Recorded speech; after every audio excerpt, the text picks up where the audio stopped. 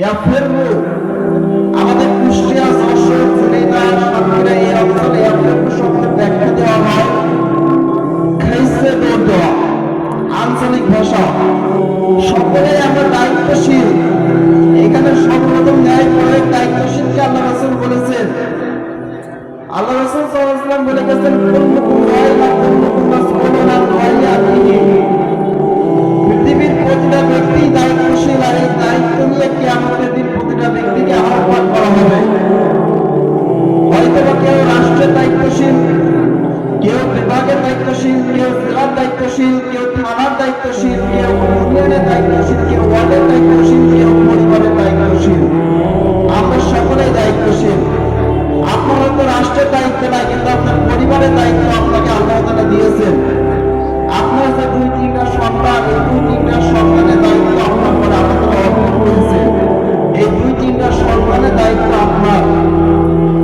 এখানে আপনাকে ন্যায় বিচার করা লাগবে সন্তানদের ব্যাপারে। যে ব্যক্তি রাষ্ট্রের দায়িত্ব আছে, ওকে রাষ্ট্রের ব্যাপারে ন্যায় বিচার করা লাগবে। এই ব্যক্তি যদি ন্যায় বিচার করতে পারে, তাহলে সে কিয়ামতের দিন আরশের নিচে ছায়া পাবে। কিসের নিচে? এই 7 শ্রেণীর ব্যক্তি ব্যতীত কেউ আরশের নিচে ছায়া পাবেন না কিয়ামতের দিন। কিয়ামতের দিনটা হবে অনেক ভয়ানক, অনেক কষ্টের।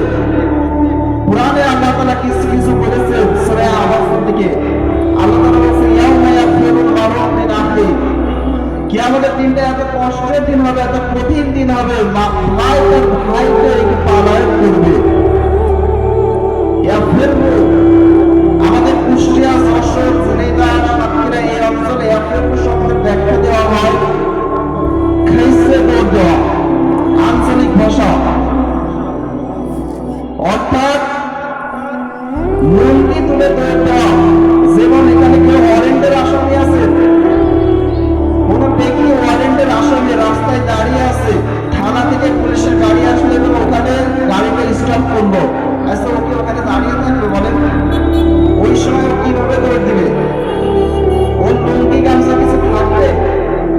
এই যে দৌড় দেওয়াটাকে, এটাকে বলা হয় ইয়াফিরু। কিয়ামতের দিন ভাই তার ভাইকে থেকে ইয়াফিরু এইভাবে দৌড় দিবে, এইভাবে পলায়ন করবে। সর্বপ্রথম ইয়াউমা ইয়াফিরুল মারউ মিন আখি, ভাই তার ভাইকে রেখে পলায়ন করবে। আল্লাহ তাআলা সর্বপ্রথম ভাইয়ের কথা কেন বলেছেন? কারণ আমাদের যাদের ভাই আছে, আমরা জানি আমি যদি কোনো খারাপ কাজ করে আসি, কোনো অন্যায় কাজ করে আসি, আমি এই কথা আমার মাকে বলতে পারবো না, আমি আমার আব্বাকে বলতে পারবো না, আমি আমার বড় গার্জিয়ানদেরকে বলতে পারবো না যে আমি অন্যায় কাজ করেছি। আমি আমার ভাইয়ের কাছে চেক করতে পারবো যে ভাই আমি এমন খারাপ কাজ করেছি, একটা বিপদ ঘটিয়ে এসেছে, আমাকে বাঁচাও। আমার ভাই আমাকে বাঁচাবে। ভাই এমন একটা জিনিস, এই জন্য আল্লাহ রাব্বুল আলামিন কোরআনে সর্বপ্রথম ভাইয়ের কথা বলেছে। কিয়ামতের দিন ভাই তার ভাইকে রেখে পলায়ন করবে। ওয়া উম্মিহি ওয়া আবিহি, এরপরে মা থেকে পলায়ন করবে, পিতা থেকে পলায়ন করবে। মা কত আদরের জিনিস, পিতা কত আদরের জিনিস। এই মা, এই পিতা আপনাকে রেখে, আমাকে রেখে কিয়ামতের দিন পলায়ন করবে। কিয়ামতের দিন এত কঠিন। আমি এখন ঢাকাতে থাকি, এখানে লেখাপড়া করি।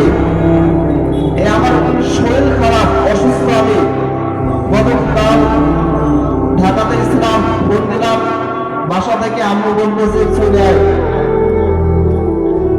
কত ভালোবাসা বলে বলবো যে চলে আয়, অসুস্থ, ওখানে থাকা লাগবে না।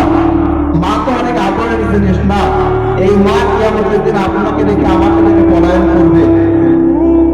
আমি আমার একটা নেকির জন্য আমার মায়ের পা ধরবো, একটা নেকি দে মা, আমি জান্নাতে চলে যেতে পারবো, একটা নেকি দে। আমার মা আমাকে লাঠি দিয়ে বলবে তুই কে, আমি তো তোকে চিনি না।